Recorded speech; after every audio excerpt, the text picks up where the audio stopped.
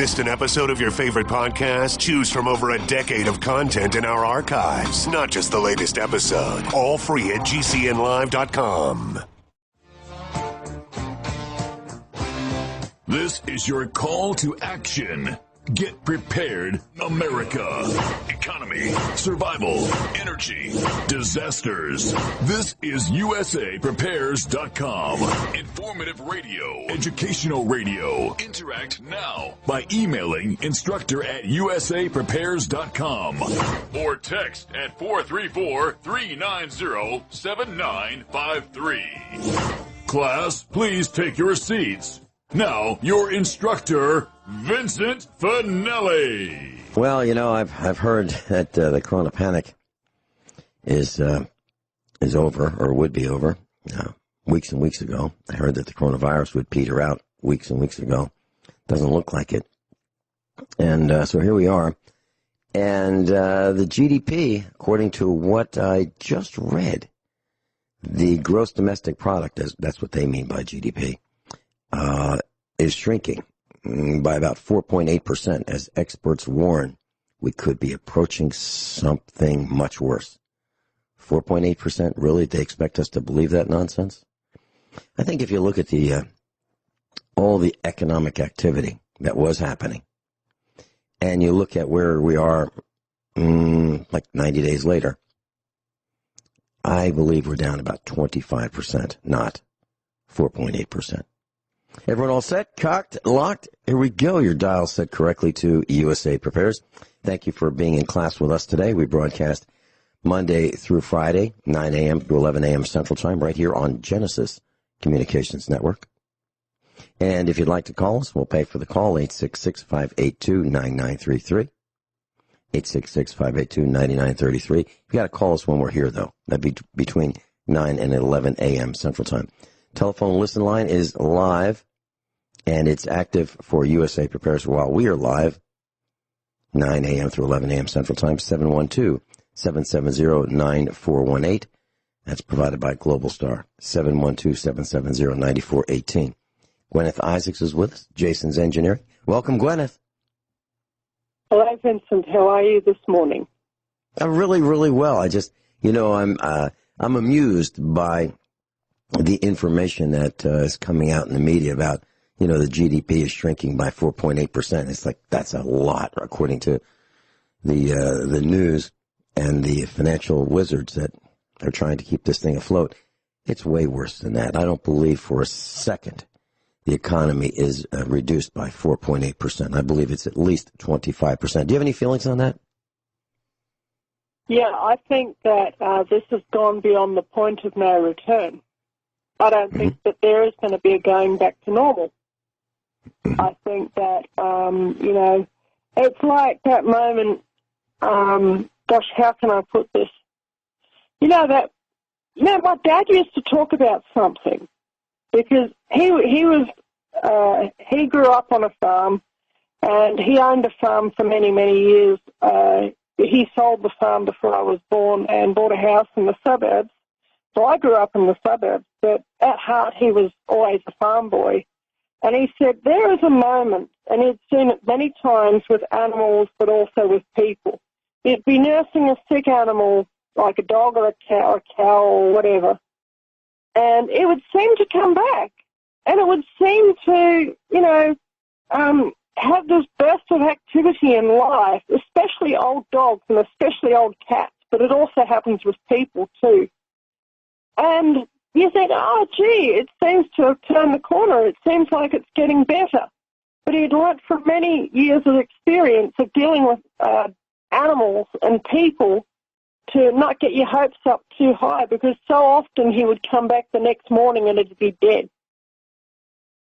Yep. And, something that the amazing irony of it was that when he died, he said to Mum, half an hour before he died, he said, Mum, I'm feeling great. Could you go and make me some what he called silver beet tea, which was you boil the silver beet, and it's the water from the silver beet with maybe a dab of butter mixed in with it. And it's a very healthy, nourishing tonic drink. And Mum said, yeah, sure, I'll go and I'll make you silver beet tea that you like. And you know what? She came back half an hour later with his silver beet tea, and he was dead. I think that is what is happening with the economy at the moment. And I believe economists have a name for that, and I think that they call it a dead cat bounce. Okay, yeah. Would I be right there, Vincent? Yes. When you're talking about Wall Street, that's exactly right. So, Guineith, here's a few numbers I'd like to run by you. So, a couple days ago, I saw for the first time in my life something that I've never seen. And that's the price of gasoline, same for premium as it is for regular right here in Springfield, Missouri. Wow. And I know, I used to pump gas, when I was a teenager at the gas station as a job. I used to fix air conditioning systems and pump gas and oil changes and things like that, engine tune-ups. And gasoline was always between 20 and 25% more expensive for the premium. The extra, the ethyl, the high test, whatever you want to call it, the best grade, whether it be Texaco or SO or Sunoco or Sunoco, whatever you want to call it, it was 20 to 25% more expensive for the high test versus the regular grade. Well, I saw in Springfield 96.9 cents a gallon for premium or regular, your choice, same exact price. Now, if you convert that to liters, that would be 25.5 cents per liter. How does that sound to you for premium? That sounds absolutely fantastic. You know what the price is for petrol around here? For regular, it's around about, $1.15 to $1.20 per litre. Okay, what about the expensive stuff? $1.20 per litre, that's $4.80 per gallon. Mm-hmm. Yep. That's jaw-dropping. Yeah, we're talking, ours is 1/5 of that, roughly. What would be the price of premium? Price of premium maybe $1.25, $1.30, not that much higher, actually. You know, it would normally be about, as you say, about 20 to 25% higher. Okay, so but, it's a lot lower. 6 months ago, for regular, was around about $1.50 per litre. That's talking about $6 per gallon. So you ought to count yourself extremely blessed to be in the United States. Because well, that's for the moment. That's just for the moment. Because if you think about it, if there is this glut of petroleum and there's no place to sell it, there's only one thing to do. And that would be to start shutting down refineries. Now, refineries are not like light switches. You just don't shut one down. Okay. I was going to talk about that. And let's talk about it. Go ahead. You can just shut down. You cannot just shut down a refinery and then start it up again. You cannot just shut down an oil well and then start it up again. And I was having this discussion with my son this evening while I was waiting for the soup to cook. And he said, Mum, can't they just shut down the oil wells? And I said, no. And he said, why not? And I said something which I felt intuitively, but I want to have some confirmation here. I know that crude oil comes in fractions, okay? And that you have heavier fractions and that you have lighter fractions. And that if you just shut down an oil well, that the oil coming up the well actually lubricates the pump, okay? And that if you stop pumping, then the heavier fractions will begin to settle in the well. That's just my intuition speaking. Is there anything to my theory? Well, it sure seems like that because of the turbulence in the crude. Yeah. And so let's just talk about fractional distillation for just a couple of minutes. We've talked about this in the past. But the way it works, class, is as we pull crude oil out of the ground, it's this black, gooey, tar, thick substance. And it's put in a vessel to heat it up. So energy is used to heat this up. And think of it almost like steam rising off a kettle. But if you had a tube coming off the top of that kettle, a closed kettle, and you had a tube, the higher up that tube you went, the lighter the petroleum product that you could extract, right, out of that distillation tube. And that's what they do. So the lightest of products comes off the very, very top of that stack. And heaviest products are at the bottom of the stack. So think of it like this. A very light kerosene would be closer to the top. Motor oil would be a little bit lower than that because motor oil is more viscous, has a higher viscosity, it's thicker. Gear oil is even thicker, almost not quite like molasses, but, warm molasses, sort of. And then down at the bottom, you have the tar. And you get what you get. So there's percentages, and you can vary them a little bit, but not much. So you get X percentage of tar at the bottom of the kettle, and that's used to mix with crushed stone, and that becomes roads, asphalt. That's what they do with that. And plastics are in there. So as you look at the distillation, you really get what you get. And when you shut one of these things down, it takes a long time to start it back up. Now, there was an explosion in Philadelphia, and I've been to that refinery. It was a Sunoco refinery at one point. It was called Marcus Hook, Pennsylvania. And so there was an explosion a few years ago. And after that explosion, people were thinking, oh, we're going to just fire that right back up and, fix it. Well, it's still down. And it looks like, from what I can tell, it's not coming back. And then there was one in California. And the one in the East Coast was one of the largest in the East Coast that blew up. And then the one in California was one of the largest in the West Coast that blew up. So now you have the largest refineries in the East and West Coast not operational. And yet we still have too much gasoline, too much diesel available in the United States. So what would be the next thing that would happen in the oil industry regarding too much gasoline? Well, you shut down 1 or 2 or 3 or 4 of these refineries. It takes a long time to shut them down. It takes a long time to start them up. But it seems to me that that's the next thing that's going to happen. The refineries are going to begin to shut down to solve this excess capacity of gasoline problem. Does that make sense to you, Guineith?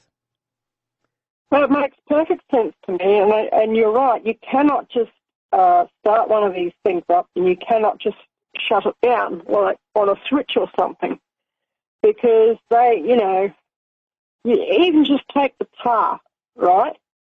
That settles in the bottom layer. That has to constantly be siphoned off while it's hot, because if it sets in the bottom of that refinery, it sets into something like, tar, sticky, gooey, concrete type stuff, black stuff. Okay, you would be chipping it out with a jackhammer pretty well, Yeah, rather than pouring it out. Mm-hmm. Now, we'll be right back with Guineith Isaacs live in Australia. Guineith Isaacs is with us live in Australia. Guineith, we've been hypothesizing about gasoline and petroleum refineries shutting down as a result of the oversupply. What else would they do? Well, I just did a little bit of research during the commercial break. It's exactly what's happening. So there's a Marathon Petroleum refinery in Contra Costa County in California. They have already begun the process of temporarily shutting down their refinery. Now, this refinery produces 161,000 barrels, or processes, or can process 161,000 barrels of crude oil per day. And they employ about 740 people. Gasoline demand has plummeted about 60% since the shelter-in-place order from the governor of California. So gasoline's down 60%, diesel is down about 30%. It is really impacting the stop and rob places, where you get some gasoline or diesel and then buy one of those big gulp-type drinks and overpriced snacks. And so they are really hurting because why would anybody go to one of those places except that they're already there to buy some gasoline and use the restroom? So they are hurting, and some of those businesses may go bankrupt. And so there's at least one large refinery that is beginning the shutdown process. And I think others will follow. That's just my thoughts. So, Guineith, this is a big deal. This corona panic ensuing from the coronavirus is a very big deal. And now there's still people who believe that this is still a farce, a fraud, a fake, a hoax, and so forth. And it seems like the panic is absolutely positively real, which we said was going to happen in the very, very early days of this coronavirus. The panic would be really terrible. And here it is. Well, I'll tell you what, Vincent. I listen to a small number of other radio shows, okay? And I have heard particular words coming across the air of these other radio shows. These are American radio shows. There basically is very little talk radio here in Australia. There's maybe just one or two big shows. But on other shows, I've been beginning to hear words like domino effect, cascading effects of the coronavirus, which is exactly the words that I was using from the get-go. I said, okay, now this virus, I think it is a real virus, but what I think you've really got to be concerned about is the cascading domino effects of this situation. And I think that's exactly what we're seeing playing out right now, is the cascading domino effect of the meat packers shutting down and the oil refineries shutting down. And what I got on the inside of me was I got a picture of an arch with a keystone. That's the stone at the top that keeps the whole arch in place, okay? And I would call things like meat packing and oil refining. Actually, it's not just me that calls them this. This is what systems analysts call them. Okay, these are the people who academically study the modern world and its systems. They call oil refining a keystone industry. They call agriculture and livestock and meat packing a keystone industry, because meat is, in America anyway, meat is a staple food, okay?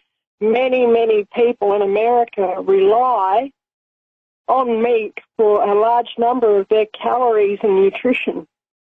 That's not the case in a lot of other parts of the world, but in America it's certainly the case, where people get their nutrition from the meat that they eat more than the vegetables or, other things, bread or whatever. In other parts of the world they rely more on dairy products or bread or vegetables or whatever, rice or whatever for their calories. But in America, most of the calories that are in the food supply come from meat. And for the meat packers to shut down, you are, at the moment, it's baked in the cake, you are going to have a famine in America within a month or two. That is now, and I would say, assuming that there's vast stockpiles of meat in vast underground refrigerated facilities, I would stretch that out 6 months at the most. All right. No disagreement from me. I was thinking more like a month or two. We'll be right back with Guineith Isaacs after bottom of the hour news.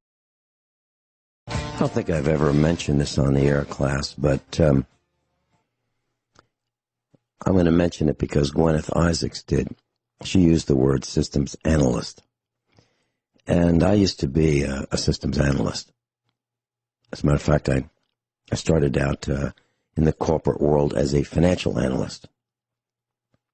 I was hired by a Fortune 100 company, and I stayed in that position for a while, and they promoted me to the systems analyst position. And I went to IBM and other companies, and I trained to be a systems analyst. And then I took a job with the government, and I reached the highest level of title as a systems analyst, the highest level that they had. So I think as a systems analyst might think most of the time. And in that way of thinking, I'd like to explain to you what I see. There's an article on the internet about food lines, Lines, You might call this volunteers giving away food at food banks.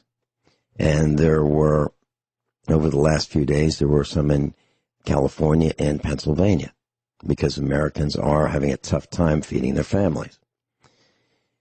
So the article shows pictures, and it says in Prospect, Pennsylvania, 1,500 cars were expected to collect boxes of food at the Big Butler Fairgrounds. Boxes of food. Now, I looked at the pictures of these cars. They're all lined up. Now, we're keeping social distancing. So let's make an assumption. Now, these assumptions have some errors built in, but let me just tell you what they are for ease of description on the radio. So let's assume that you have a car, and let's assume the car is roughly 20 feet long. Now, some cars are shorter than that. Some might be 16 feet long. But let's say 20 feet long for ease of arithmetic.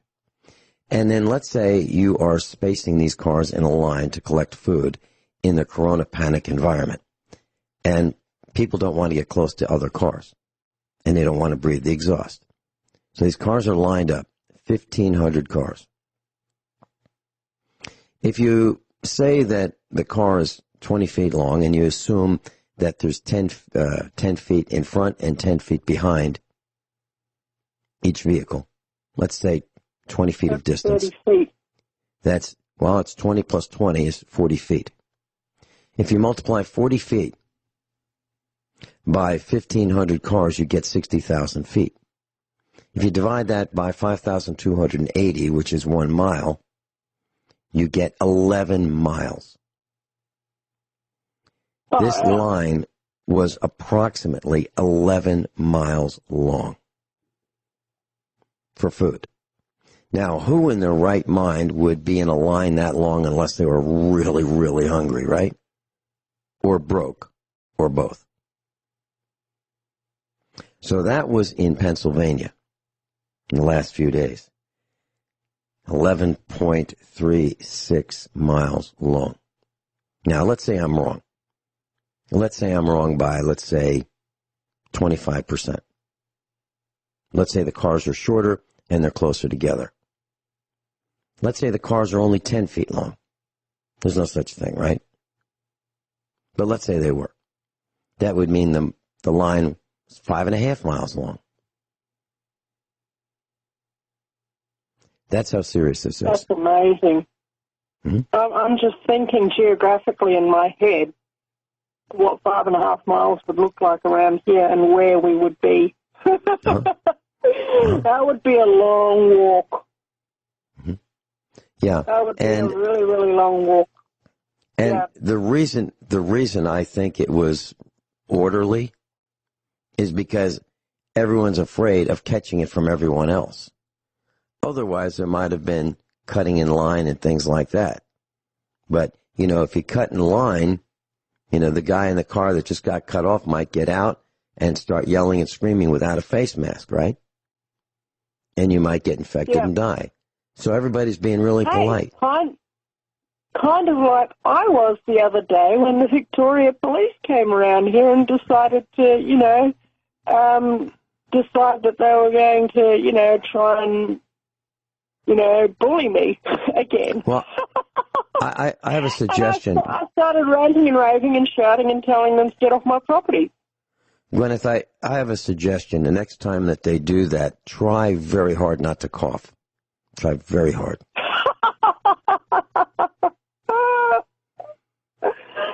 Yeah, it's like that. But I noticed that, in previous times they'd sent like 6 guys around, and that they stayed and they were belligerent and they were very impolite. But this time they just wanted to serve the document and get out of there, basically. Because they had been so disrespectful in the past, I was in no mood to keep my temper. It's like this. Even when and the other day when the blue team showed up here, there were 2 cops, and guess how many police cars they had? 2 police cars for 2 cops. So they had obviously been told to do social distancing, because I have never seen that in my life before, to have 2 policemen show up in 2 separate police cars. I have never seen that, Every time that I have seen police going around, that they have had 2 police in 1 car. So to see 2 police showing up in 2 separate cars is quite amazing. And the thing is they walked up my drive and they were shoulder to shoulder. They were not social distancing. But these people are just not thinking. They have their set of rules, and they have to keep by their set of rules because, something? I said this in a YouTube video that I made after they'd gone. I said, they actually said it. They said they were just following orders. By the way, this is the same incident that I talked about last week. This is not a new incident. Mm-hmm. Okay? Yeah. So I just thought I would point that out. But I said to him, I know what you're going to say next. You're going to say you're just following orders. And just as I said that, he said, I'm just following orders. Right. Amazing, isn't it? That they're not thinking. Guineith, I'm looking at these images of the food giveaway in California now. Yep.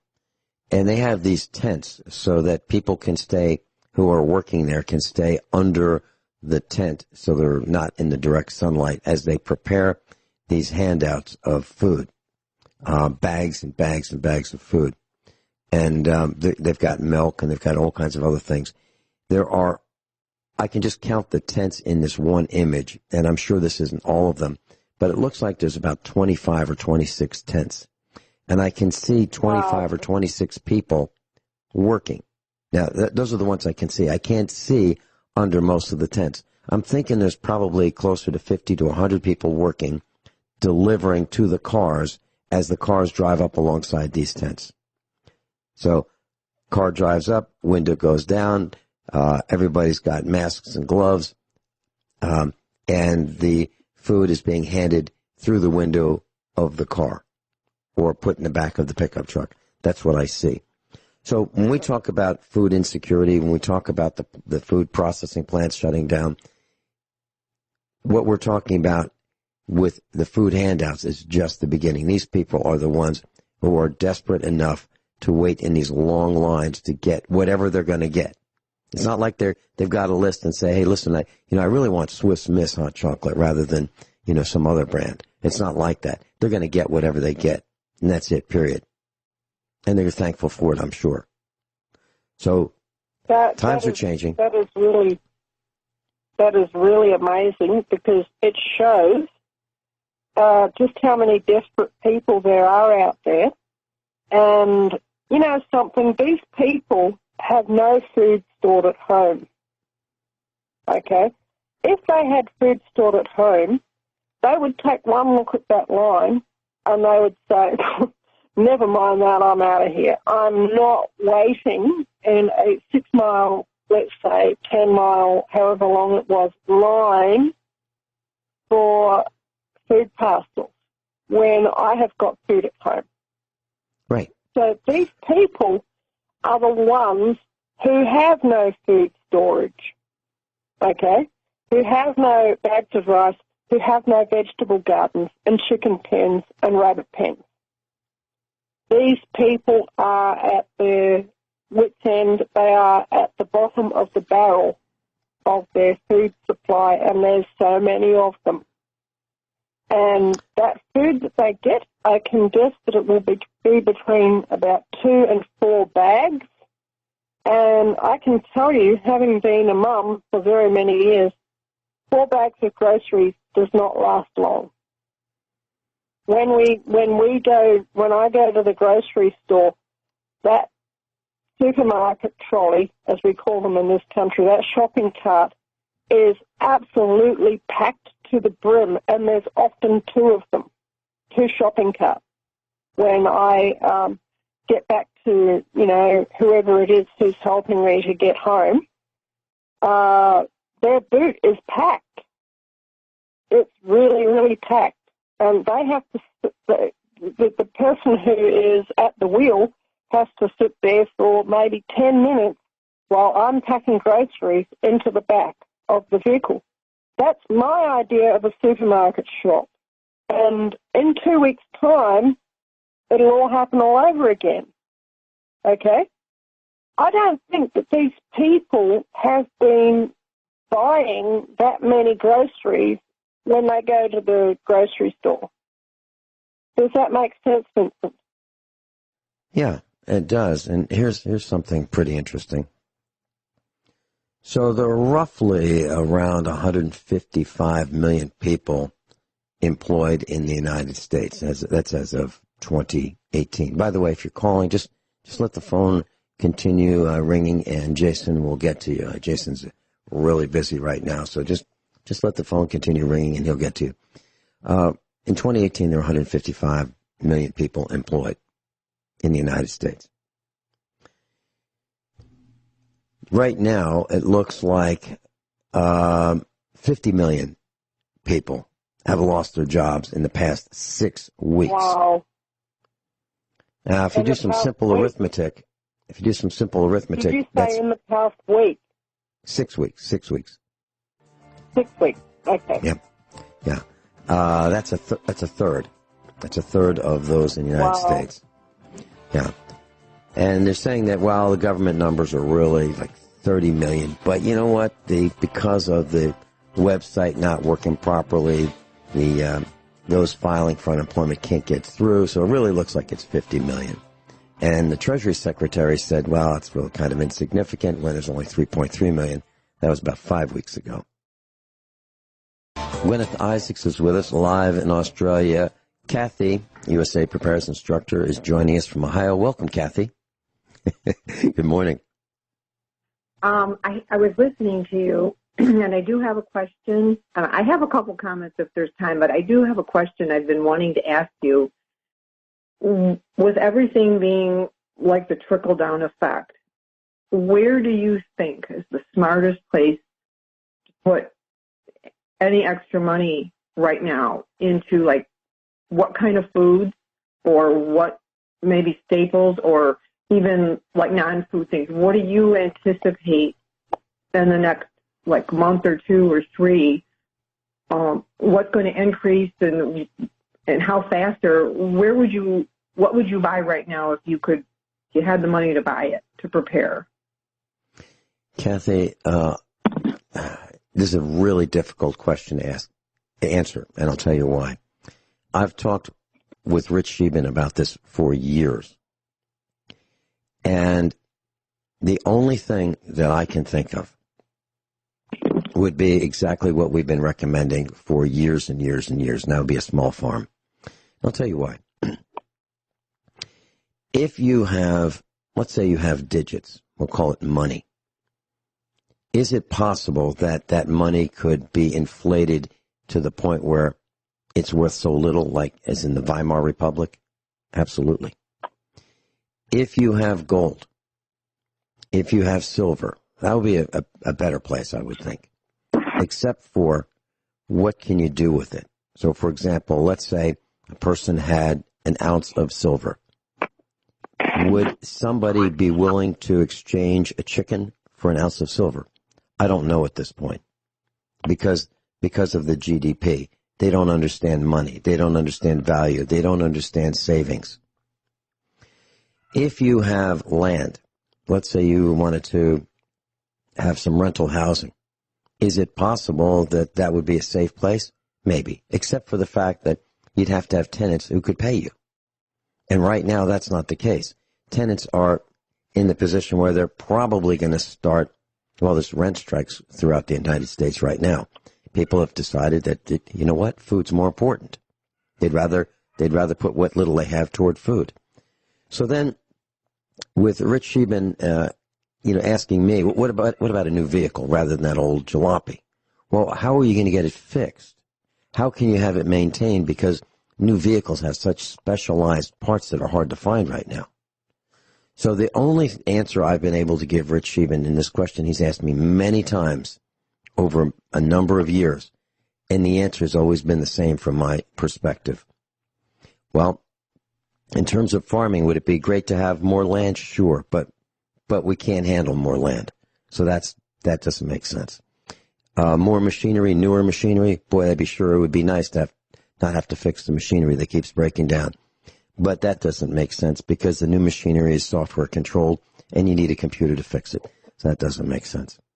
So the only thing that makes sense to me is a small farm, the machinery that you can maintain, and the spare parts to maintain it, and the skills with which to accomplish those tasks. That's it. So does it mean gold and silver? Maybe a small amount, maybe some percentage. Food, absolutely.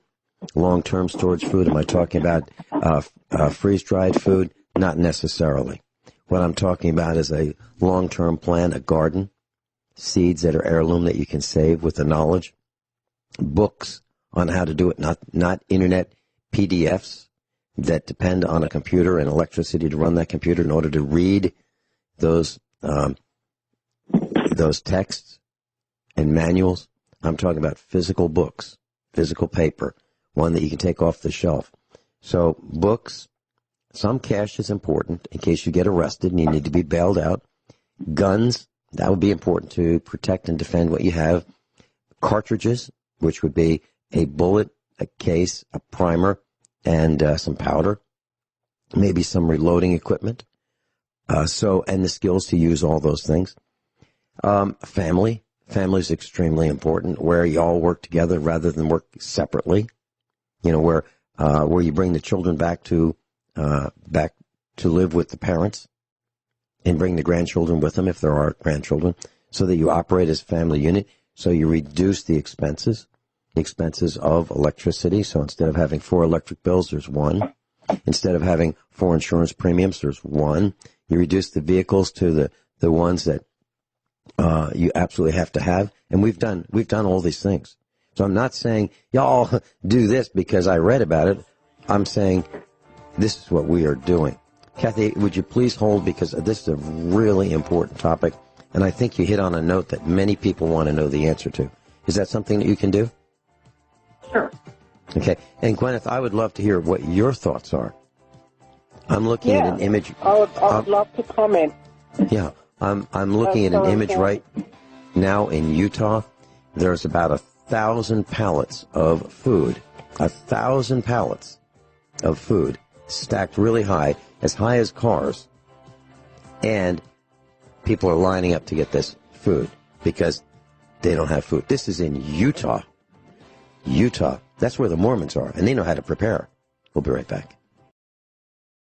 Everyone all set? Cocked, locked, hour number 2 of USA Prepares. Guineith Isaacs is with us, live in Australia. Cathy is a USA Prepares instructor. She called in from Ohio.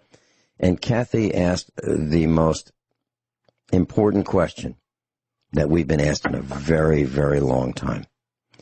And that is, what would you do? What would you buy right now? Where would you, if you had any extra monetary resources, what would you put them in? And let me continue that line of discussion, and then I'd love to hear from Guineith. So the first thing to do is have a farm, 40 acres minimum. Man, I'm going to cut right to the chase with all these things. Okay, 40 acres minimum is that's my number for the smallest farm that is sustainable for a small family. On that farm, I would want to have a solar system with off-grid capability. Now, there's off-grid, there's on-grid, there's hybrid. On-grid would be grid-tied. Grid-tied and on-grid are synonyms. So if you have a grid-tied system, you are dependent on the grid in order to generate electricity. If the grid goes down, even though you have a solar array, even though you have an inverter, it does you no good because you don't have the reference frequency of 60 cycles per second in the United States to operate your solar system. So it needs to be a hybrid system which will work with the grid or without the grid, either one at the flip of a switch, or an off-grid system. In my opinion, you need to have a nickel-iron battery bank or a lead-acid battery bank, and the reason I say that is because those are easily maintainable, and they last, well, the nickel-iron lasts, I don't know how long it lasts. It might last 100 years. You need distilled water to keep the battery bank operational. You need, in my opinion, to have a well and a spare well pump and a spare well capacitor and relay and pressure tank and pressure regulator for the well. You need to have, if you have a water softener, you need to have water softener salt. You need to have some plain chlorine bleach in order to shock and treat your well should it become infected with bacteria. You need to have ultraviolet light, UVC, the letter C, lighting to disinfect your water supply as well as the air, but never look at ultraviolet light because you can become blind from doing that. You need to have some canning, sprouting, and gardening books. You need to have a rifle, pistol, and shotgun for your protection and for hunting. You need to have the cartridges for the rifle, pistol, and shotgun. You need to have animals for food, and not more than you can feed. Okay, so don't get more animals that are dependent on feed from the feed store. You need to be able to feed them without buying much feed from the feed store.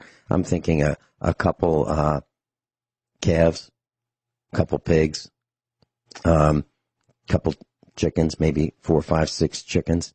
If you want to continue having chickens, you need a rooster. You need food processing equipment, a meat saw. You need canning equipment. You need canning supplies. You need a chainsaw to heat. You need a wood stove. You need to have spare chains. You need to have lubrication oil for the chainsaw. You need to have gasoline that will survive for months. You need to have the bar oil for the chainsaw. You need to have spare bar for the chainsaw. You need a propane tank. You need a propane stove. You need a freezer. You need salt for curing.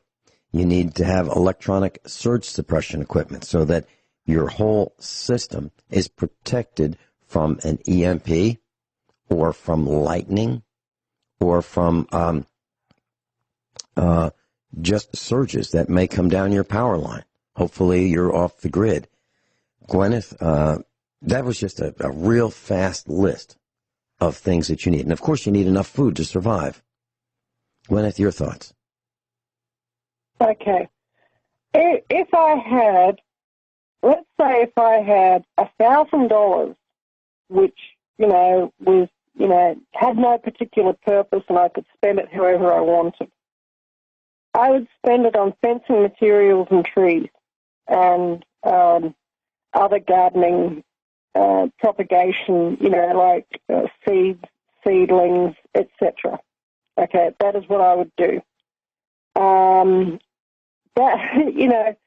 If I had, let's say, between $100 and $200 extra, I would spend it on fruit trees and extra seeds, and I would spend it on extra food storage.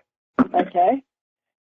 If I had in the 5 figures, okay, let's say 10,000, 20,000, then I would, if it was closer to $20,000 or $30,000, I would buy some extra acres of land. That's what I would buy if it were at all possible. But otherwise I would spend it on increasing my solar power system, and like maybe buying an extra nickel-iron battery, to maybe double the storage capacity of my solar power system and buying some extra panels. That was if I had an extra $10,000 or $20,000 rather than buying extra land, because I have 20 acres of land and it's enough for me to manage. Okay, and it's enough to look after my son and myself. And my oldest son has left home. He's got his own life. He's got his girlfriend, and they have their life, and they're fine. They're looking after themselves, which is the point of the exercise. And, yeah, and he seems to have linked up more with her family, and that's fine with me, you know, because his girlfriend's family are of like mind with me, okay? So we could all get together if there was an emergency. But like I say, that is what I would spend my money on, depending on how much it was. But if I had any extra money at all these days, I would be heading for the nursery, okay? And I would be buying fruit trees specifically. That is plum trees, apple trees, things like nut trees, so almond trees. I would love to have pistachio nut trees, okay, because, yeah, they are a nut that I absolutely love. I have a real soft spot for pistachio nuts, and they happen to grow quite well around here. So maybe when it comes to pistachio season, I'll head up the road and get some seeds and germinate them. Because there are a lot of pistachio trees growing around here. But like I say, that is what I personally would do. With regards to water supply, I have all the water supply that I need. I have enough solar capacity to get by at a basic level and pump water and such like. Chainsaws around here are no good, because the wood that grows here is so hard, it will destroy a chainsaw chain in just 5 hours of running time. And I learned that. I bought a chainsaw, but the wood around here just destroys the chains because it's called iron bark, and it's called iron bark for a very, very good reason. It's hard wood, and it burns well, but you need to have at least a couple of axes. So that's what you need, or block splitters, or an axe and a block splitter. With regards to personal defense, it's archery and whatever projectile firing devices I can manage to construct for myself. That is because here the blue team hates me, and they would really love to get me on something like having a firearm. And I don't think that they would let me have one if I applied for their stupid license. So, but extra archery equipment would probably also be on the list. And, it's more or less the same list as what you have, Vincent, but maybe at a lower technological level. So, instead of tractor equipment, it's a spade. And if I do, I've gotten quite good at doing earthworks around here. And instead of a chainsaw, it's a block splitter. That means not a big industrial block splitter that, has the sort that bangs the log in. I'm talking about one that looks like an axe. I'm talking about that sort of block splitter. Mm-hmm. Mm-hmm. And actually, I prefer that sort of axe to a regular axe because I find that it has a little bit extra weight behind it, which helps to get through the wood. You're talking about a maul. So hard. You're talking about a maul. Oh, yeah. Yeah. Cathy, what's your reaction? Yeah. What is your reaction to what we've said, Cathy? Oh, I think it's wonderful. We have a lot to do. Okay, Guineith was right on the money. I didn't go through my whole list, but we agree almost completely. fencing, trees, seeds, seedling, grapevines, plum, apple, peach, pear, nut trees, chestnut trees, grow in a lot of places, wood stove, wood splitting tools, hauling tools, to haul the wood, fuel storage. If you happen to have a tractor, you probably need a fuel storage tank for diesel. 55-gallon barrels.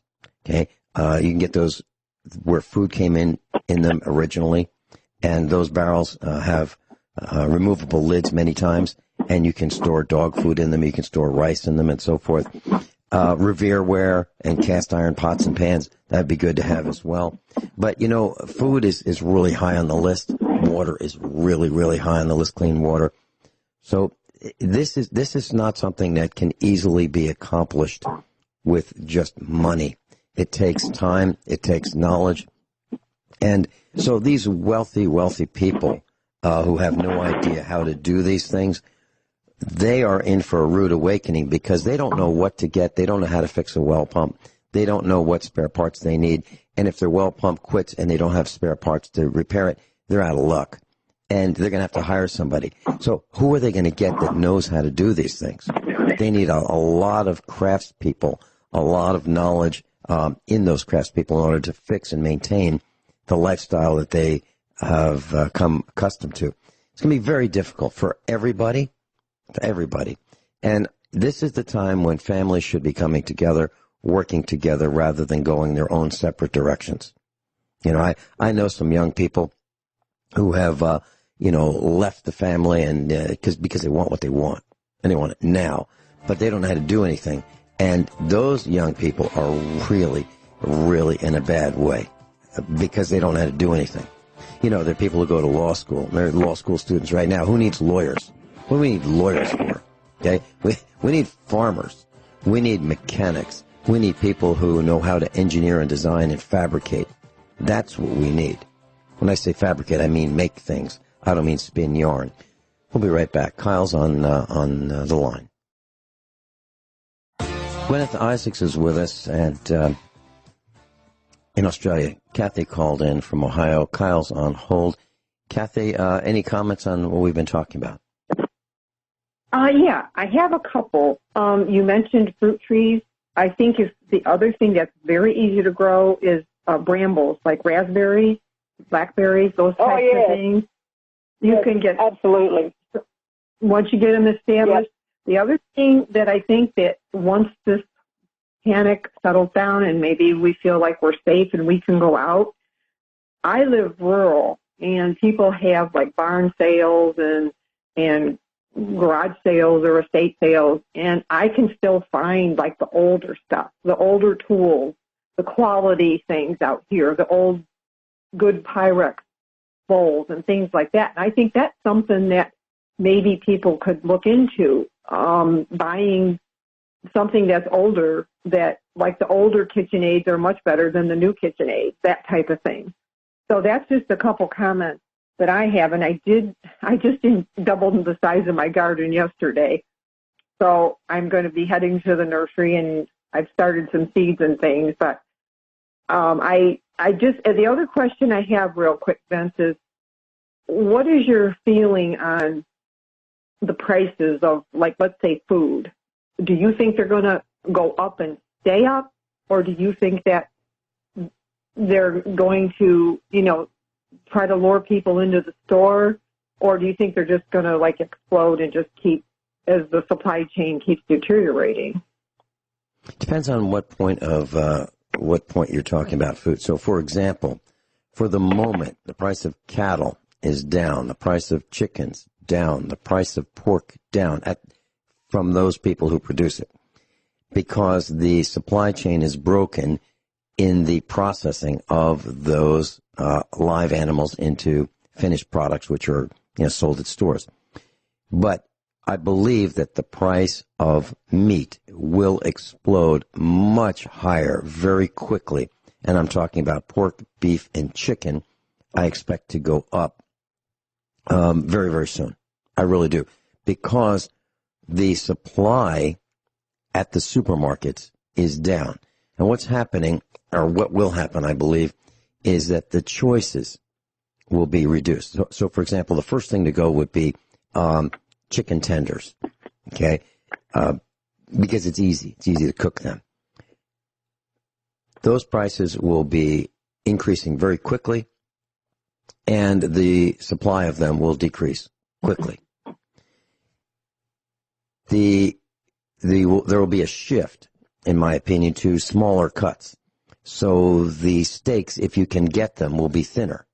They'll be smaller. And at the same time, they'll be packaged in greater quantity. So instead of getting maybe a 1-pound steak, you might have to buy 5 pounds. The same thing with chicken. The same thing with pork. The price of bacon will go up. Even though there's plenty of it in terms of live animals, the processing of it is down. And the federal government requires inspection by the USDA, I guess it's spelled USDA. Those guys have to inspect it in order for it to be made for sale at the local supermarket. Because those people are not inspecting, because the plants have shut down that process, you will see shortages of meat products. Because of that, the price will go up. Now, it's not like we don't have inspectors. They're being idled. They go to these plants that have been closed, but they should be shifted to smaller processing plants, but that hasn't happened yet. But what's really happening is there's plenty of animals, but the processing of them has slowed down dramatically, and my number is at least 25% reduction in the processing capability across the country. And if you apply just simple logic, as we had in 1973-74, with a 5% withdrawal of oil from the Arabs, we had the Arab oil embargo, and it caused massive disruptions with just a 5% reduction of supply of oil in the United States. Chaos ensued. So I expect that the prices will go up. I expect there'll be black markets, and I expect guys like small farmers will, they'll sell beef. They'll process beef without government approval because people are going to be starving. I think that's what's going to happen. So in terms of food prices, I expect them to go up. There's no question. It has to go up. And I expect that the summer is going to be pretty hot if current weather conditions are any indication. We'll be right back. Got Guineith in Australia, Cathy in Ohio, Kyle's in Montana on hold. We'll be right with you, Kyle. I just wanted to mention that the Vietnam conflict, also known as the Vietnam War, raged on from 1955 through 1975, 20 years. 58,000 U.S. servicemen died, 58,000 in the 20 years of 1955 through 1975 of the Vietnam conflict.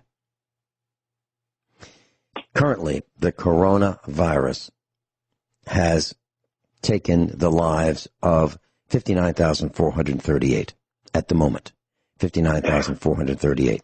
That's more than the 20-year-long Vietnam conflict, of which there were numerous protests across the United States to end the Vietnam conflict. 8 weeks ago or so, the president was in a press conference, President Donald Trump, and he explained to the American people, his first press conference about the coronavirus, that 15 people were infected in the United States with the coronavirus. 15. Today, right now, at this moment, 1,038,490, over 1 million cases, positive cases of the coronavirus in the United States. And weeks ago, the Secretary of the Treasury said that, I'm paraphrasing, that the number of people who have filed for unemployment was irrelevant because there's only 3.3 million. Now it looks like there's 50 million. The numbers are escalating at an increasing rate. The term Art Bell used to use for this was called the quickening. Going faster all the time, faster and faster and faster. Going faster at a faster rate. Increasing at an increasing rate, the quickening. So for those who think that this may not be true, we've got, according to what I've read, 1,038,490 infected at the moment. And I think I heard, I'm not sure of the exact words or verbiage that the president was quoted as using or allegedly quoted as using that the worst of the coronavirus is in the rearview mirror? Seriously? You really think that? I don't think so, class. I absolutely, totally disagree with that statement. The worst is not in the rearview mirror. In my opinion, the worst is ahead of us. Cathy, any quick comments? No, I just wanted to thank you very much for everything, for all your advice, and I'll get off the line so Kyle can speak. Cathy, I need to apologize to you. I have owed you a phone call for days. I have not been able to make any phone calls to Joey, to Rick, to Rich, to anybody, to you. And there are people who have left me messages. I've been overwhelmed here at the farm, just trying to keep the farm from going under. That's what I've been doing all my awake time until I collapse every day. That's what I've been doing. Other than being on the radio, that's all I've been doing. So I will call you. I want to thank you. You are a breath of fresh air, Cathy. Thank you so much. And I did send you a quick email. I hope that you'll be able to be on with me in a couple of weeks, not Friday, maybe the following Friday, and talk about tips that you have. So if you can do that, that would be wonderful. Your schedule permitting. Okay? Thanks, Bill. Thank you, Cathy. Kyle in Montana, welcome. Yeah, I was thinking, Vince, good morning, by the way, because I am just like you. I am so wore out, tired, sore. I sit here and listen to the radio, and then I hit it until 5, 6, 7 o'clock at night. So I agree with you. I'm getting my garden. We put in another bed and all this stuff. And I agree completely with all your entire list, yours and Guineith's, in both and or add each other together. They're excellent. I was sitting here thinking, though, the things that we think or that we agree on are necessary to survive if you had some extra money, and this is kind of trying to feed into what Cathy's question was as well, are based on years and years and years of learning curve and how to do all of these things that we're suggesting that people get. But if somebody does not have the time, and I don't believe you have the time to develop the skills that you and I and Guineith and Rich and stuff have taken years to figure out and learn. I was thinking, basic, if you like you said, chickens, 6 chickens and a way to protect them, cartridges for sure. Water is incredibly important. You got to figure out a way to get water one way or the other. If you can put in a garden, do it. If you've got extra money to just where you're not much of a gardener and you've never done it before, there are systems called aeroponics where it's tower gardening. It's kind of expensive if you go buy it, but Dad used to say, education is expensive no matter how you get it. So if you haven't spent the years and time and trouble and frustration and all of that effort in learning how to garden and you don't know how, something like aeroponics can grow a lot of food in a very small space. You don't need a greenhouse. You can do it in the house. You don't even need soil, really. If you had the money to blow to put into these things and to grow them, you can grow an enormous amount of food in a very small area. I'm just throwing this out there because people do not realize, and I know you and I and Guineith all know, that you do not realize what it requires, the back-breaking, exhaustive labor that you end up putting out, especially in the spring. Right now, you need to have that land so that you can start getting plants in the ground. I'm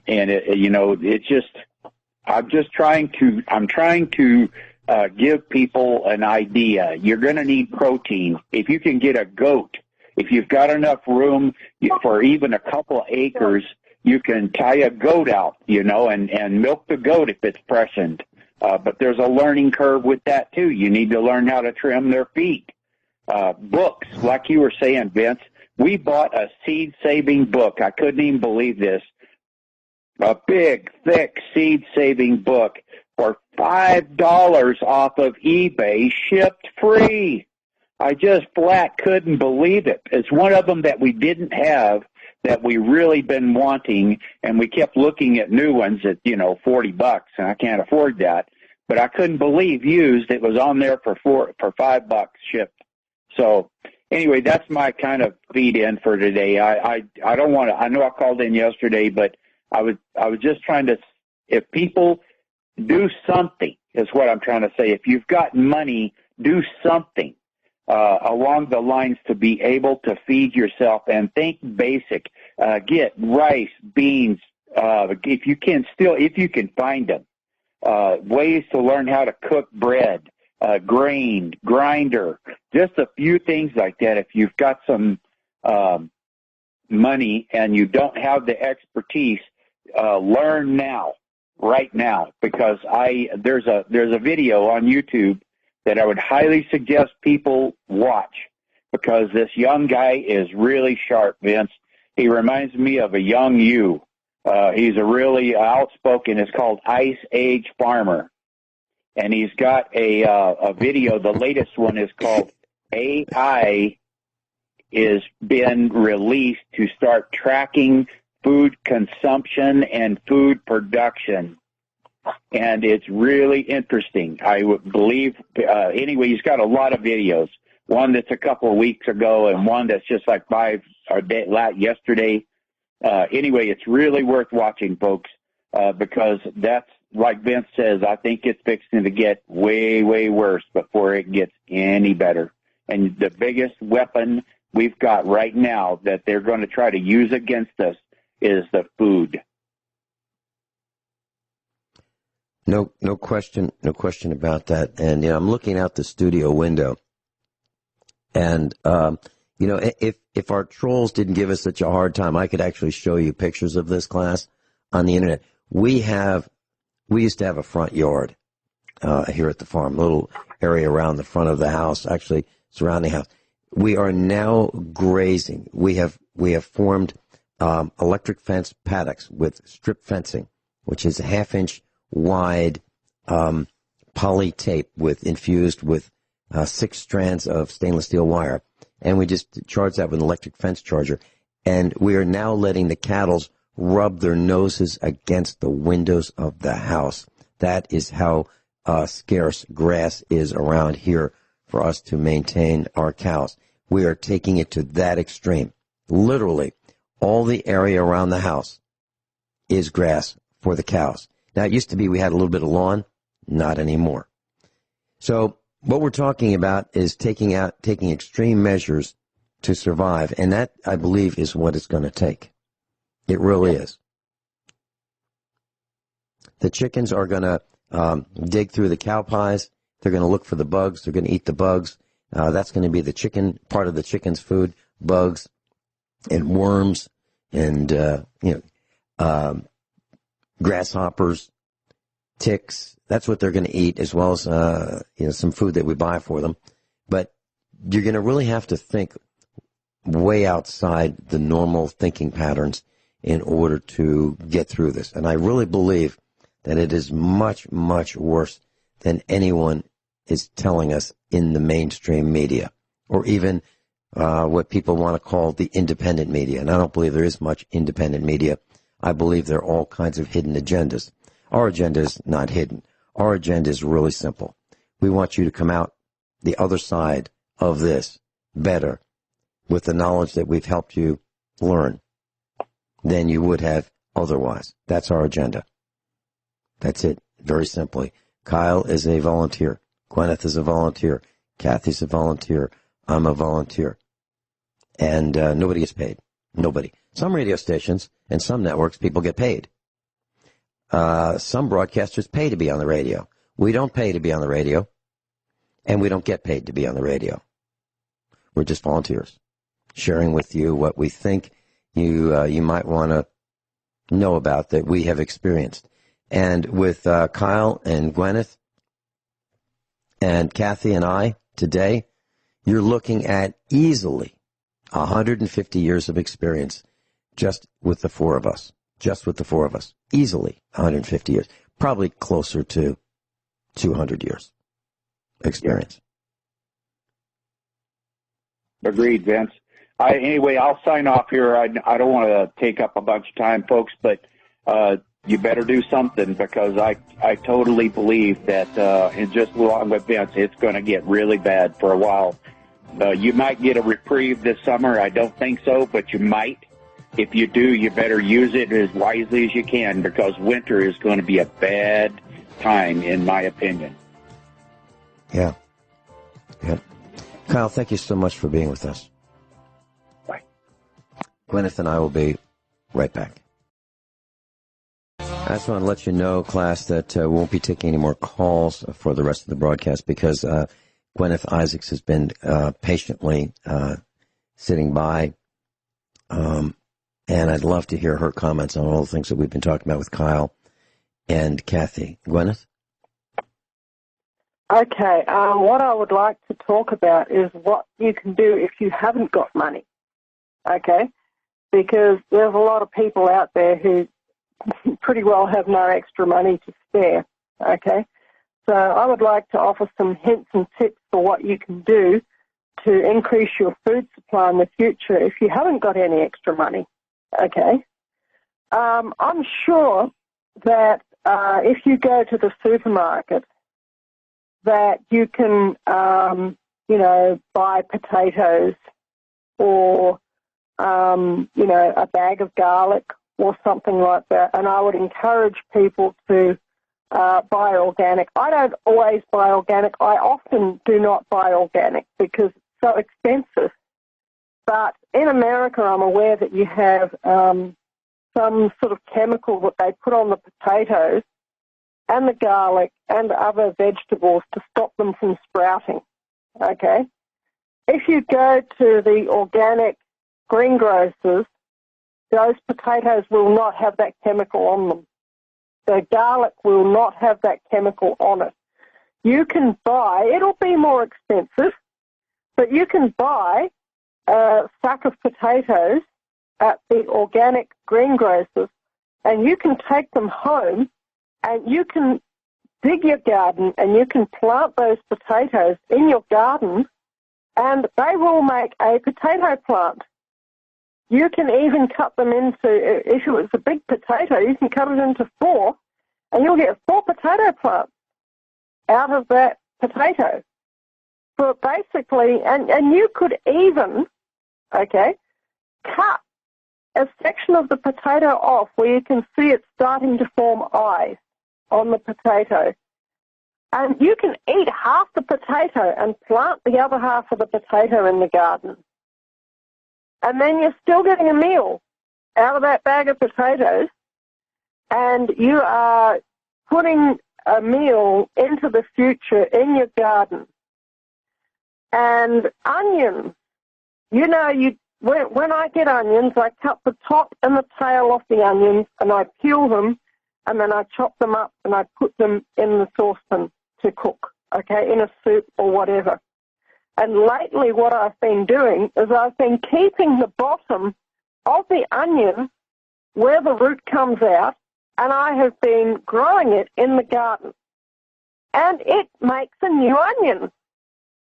It really does. It puts down roots, and it sends up a shoot. It doesn't cost you anything. You would be throwing that end of that onion out, or you'd be giving it to the chickens or whatever. It doesn't cost you anything extra, and you can keep on doing that forever. So the onion will grow, it will make a new onion, and, then after 6 months, you come along, you harvest the onion, you cut off the end again, you cut off the top, you peel it, you chop up the onion itself, you put it into the soup, and then you plant the onion back in the garden. You can keep doing that forever and ever and ever, It's it's something where, and of course, if you're in a climate where they've got snow, you're going to have to mulch those onion ends over the winter. Okay, but in the springtime, they will come up. And, oh my gosh, there's so many things that you could do. You can get the pips out of apples and oranges and pears and, in fact, almost any fruit. You lay them between a couple of layers of tissue or, paper towel. You wrap them in a plastic bag and you put them somewhere warm, like a windowsill, and after about 2 weeks, they will produce a sprout. And they'll produce a little tiny leaf at the top, a little tiny root at the bottom, and you can take that and you can put that in some potting mix in a plant pot, and you can water it, and you will have a fruit tree. And it's something you would throw out. You know, there's so many things like this. You can also, if you're somebody who likes sweet potatoes, you can cut the end off the sweet potato. Once again, buy organic sweet potatoes. In this country, I think that hormone, that whatever it is that they put on to stop the sprouting, I think it's banned in Australia because, I never have any problems sprouting any vegetables here. But that's Australia, and yeah. But anyway, you can cut the end off a sweet potato where it has the eyes on it, and you bury it in the garden. And if you come back a month or two later, let's say 4 to 6 weeks later, you'll find that sweet potato has sprouted, and it will produce, what are called slips.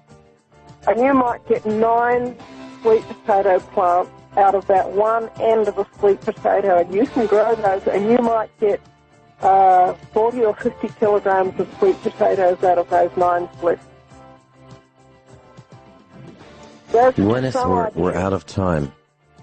We're out of time. Thank you so much for being with us. Guineith Isaacs, live in Australia. Class, this is real. Get prepared.